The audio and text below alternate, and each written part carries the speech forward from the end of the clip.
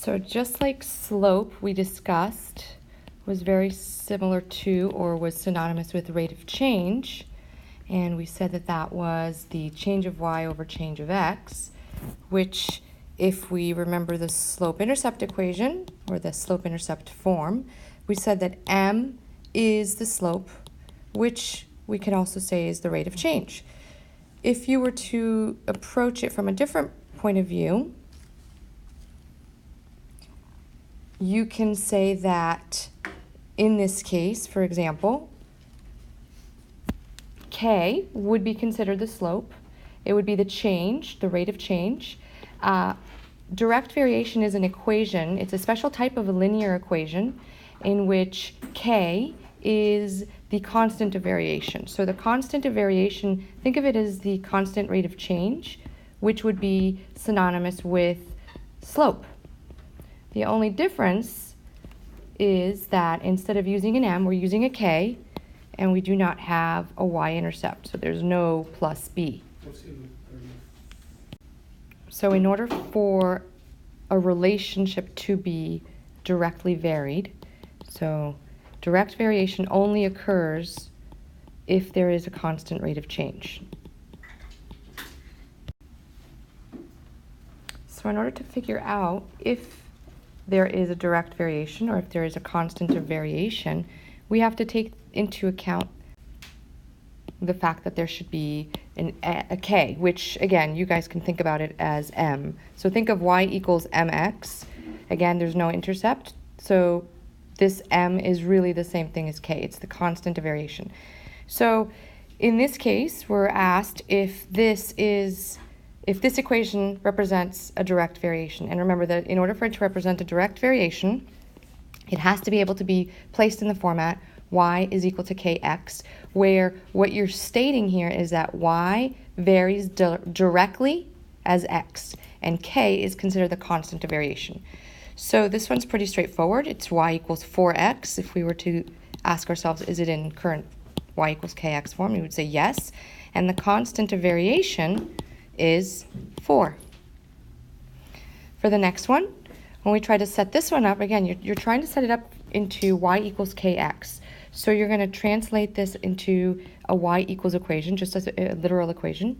So you add 3x to both sides of the equation, and you're left with 5y is equal to 0 plus 3x, which is just 3x. Divide by 5 on both sides, and you get the fact that y is equal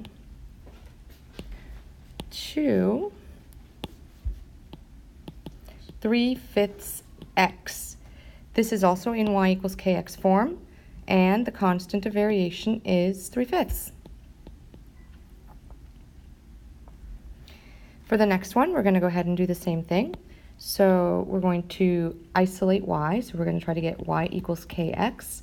If you have the original equation 2x plus y is equal to 10, you are going to subtract 2x to both sides, and when you do that, you get y is equal to negative 2x plus 10. This is a linear equation, but not a direct variation. And the reason it's not direct variation is because of the fact that there is that b if you think about it. So it's not direct variation. Do I need to just align it all? HS, human slash. There you go, thank you. Okay, so for this one, we're going to see if these have direct variation. And again, whenever you see the words direct variation, I want you guys to think of y equals kx. And your job is to try to put it into that format. So first of all, remember that k is the constant of variation, which is synonymous with slope, which is change of y over change of x, or the constant rate of change. So all of these are synonyms. And so what we're going to do is you're going to try to figure out first of all, the k. What is the k? So the k is the constant rate of change, which we think of as change of y over change of x. So in order to figure out what we're going to figure out the difference between negative 10 and negative 20, you actually went down by 10. And from 2.5 to 7, what you actually did was go up by 4.5. So the change of x was 4.5.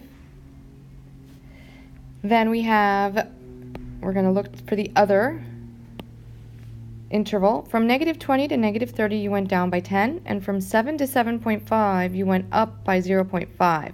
So the second rate of change was negative 10 over 0.5, change of y over change of x.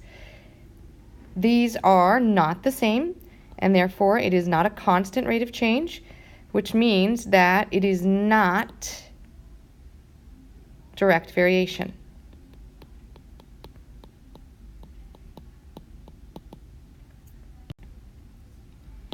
Let's look at the next one. For the next one, we're going to go ahead and look at the same thing. We're trying to see if the equation is a direct variation. If it is a direct variation, then what we want to know is if the change of y over change of x is constant. Now, what you could do is, the other way of doing it is to go, we know we want change of y over change of x, so we're going to look at it and we're going to list our y's, 6, 18, and 30.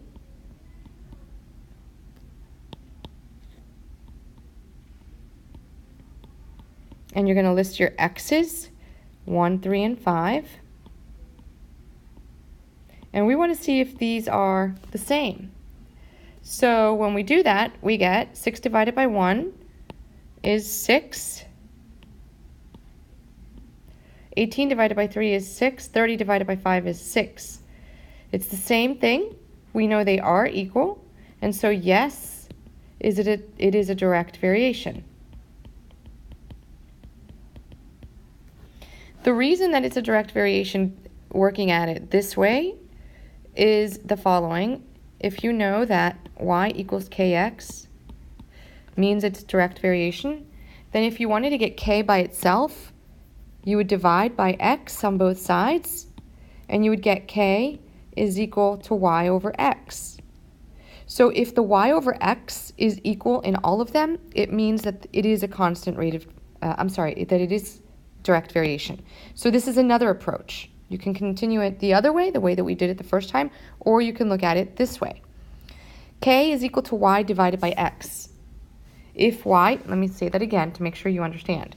If direct variation is y equals kx, then the k is equal to y divided by x, just because we transformed that equation. And if the k is equal to y divided by x, then for every y divided by x that we calculate, it should give you the same quantity in order for it to be considered direct variation. So let's go ahead and try the next one. If we try the next one, in a similar way,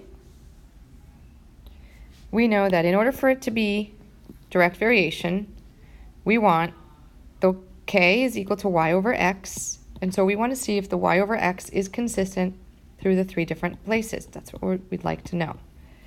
So we're going to look at the first one. The y is 5, the x is negative 2. The y is 3 for the second one, the x is 1. The y is 1, the x is 4. Are all of these the same? Well, 5 divided by negative 2 is negative 2.5.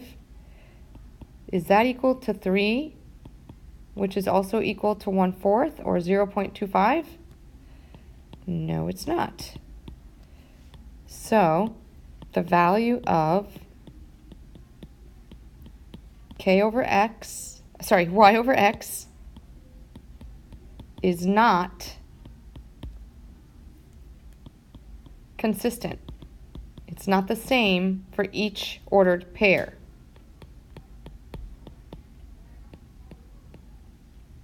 And so therefore it is not a direct variation equation.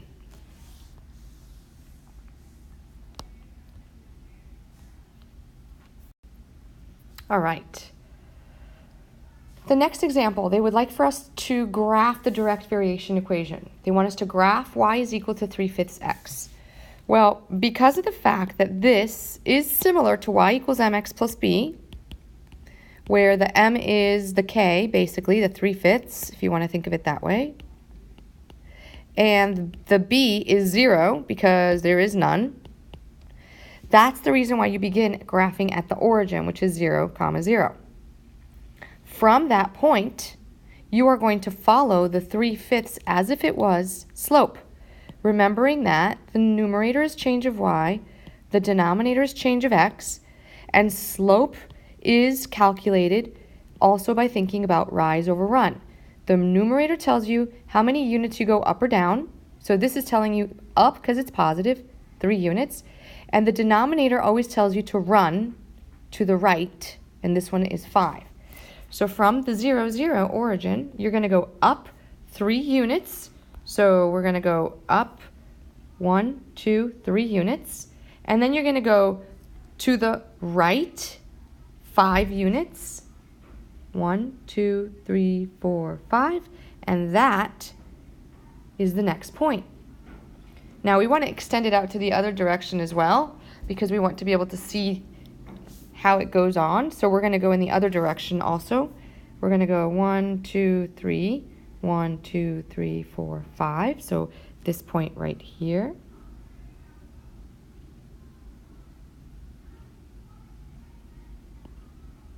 And now we're going to connect the dots and extend our line because it goes on forever. So from point 0, 0, you're going to go up 3 units and to the right 5 units, and you plot that point.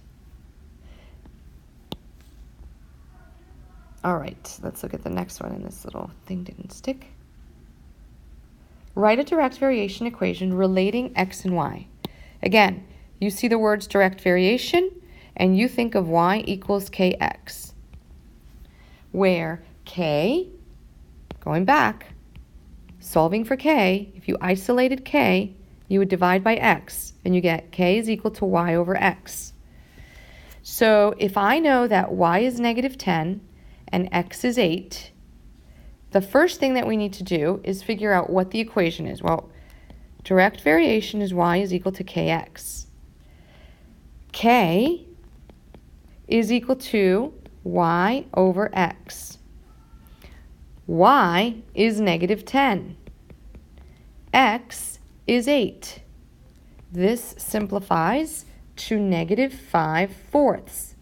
That means K is equal to negative 5/4.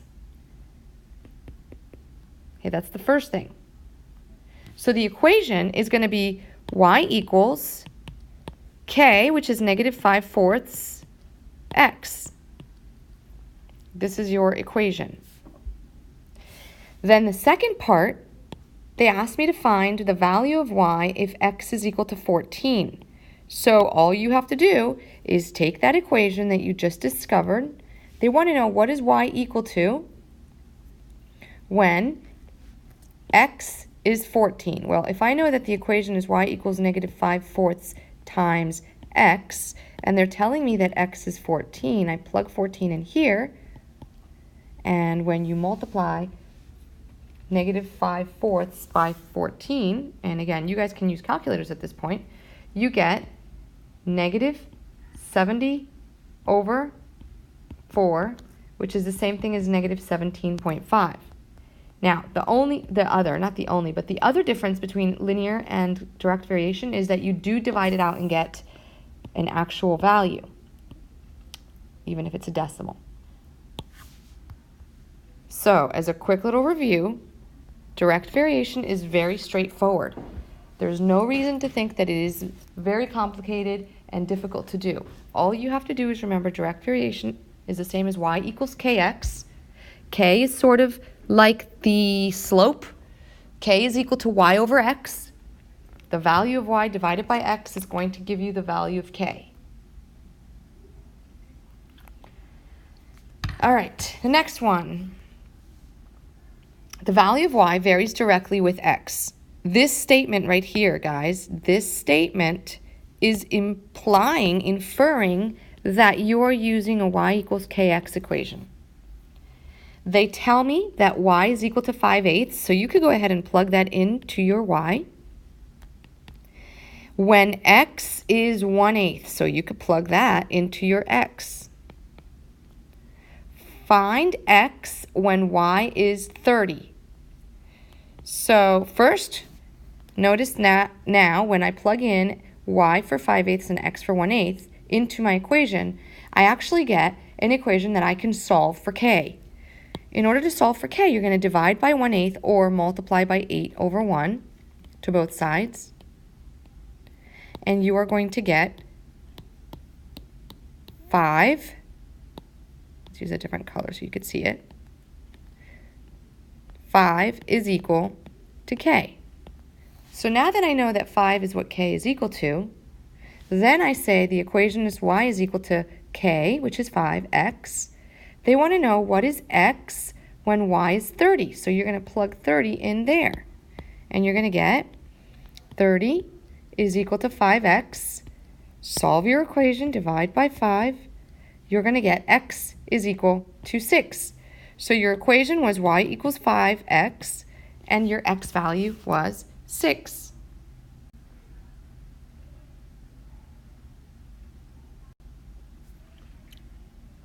Okay, last example. The income earned at local fast food restaurant varies directly, here we go, varies directly as the number of hours. Okay, so now we know it's a y equals kx.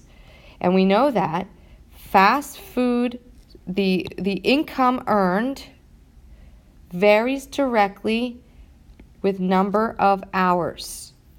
So if the income earned varies directly with the number of hours, then I know that the income earned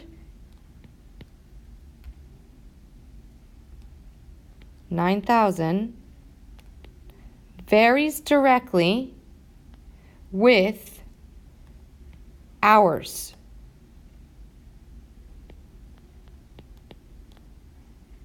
Y equals kx. Y varies directly with x. So when they say the income earned varies directly with hours, then you can see that income earned is the y and the hours is the x. So if you were to rewrite the y equals kx, income earned is 9,000, that's the y, varies directly with the x. Now, I have my equation, y equals kx, but first I have to figure out what k is equal to. I have the foundation. Divide by 4 on both sides. You get that k is equal to 2,250. That means the equation is y equals k, which is 2250, x. This is your equation. In order to have gotten the equation, you needed to figure out what k was equal to, because they didn't give you an equation. They said income varies directly with hours. And they told me the income was 9,000, the hours was 4. So 9,000 varies directly, 9,000 varies directly with 4. K is my unknown. Solve for k. Once you have it, plug it into y equals kx. And then you can go ahead and graph this equation. Well, income varies directly. That's the y variable. The total amount of income varies directly with the time. At 0, I have 0. When I have, and you can make a table of values if it helps you. If I have 1 hour, that means I get 2250. So I'm probably going to count. I'm probably going to want my intervals to be in terms of, let's see, 750. So 750, 1500, 2250, 3000, 3750, 4500. Sorry about the messiness, guys. 5250. Let's see if we can. And then 6,000. And then when we have 1, 2, 3, we have the hours down here. 1 hour gave me 2,250. 2 hours is going to give me 4,500. So 2 hours is 4,500. That's right about here. Now, that's plenty of points. You don't have to keep going. Connect the dots, make it as straight as you can. That's the line. This line tells you the visualization of this statement. The next question asks you to estimate how many hours it would take the restaurant to earn $20,250. So, well, they want to know, basically, if you go back to the y equals kx, y is the income, x is the hours. They want to know how many hours, that's my unknown, would it take the restaurant to earn, that's my income, $20,250, and K, going back to here, is $22.50. So 2250x is equal to the 20,250. Solve by dividing. And when you do your math, you get that x, or the number of hours, is equal to 9. So it would take 9 hours to earn $20,250. All right, guys, for your homework, your independent practice, we will be working in class tomorrow, depending on what you decided to do, whether you were going to be working on it or watching the video. You will be working on the independent practice that is separate F4.5, and it will be on Canvas.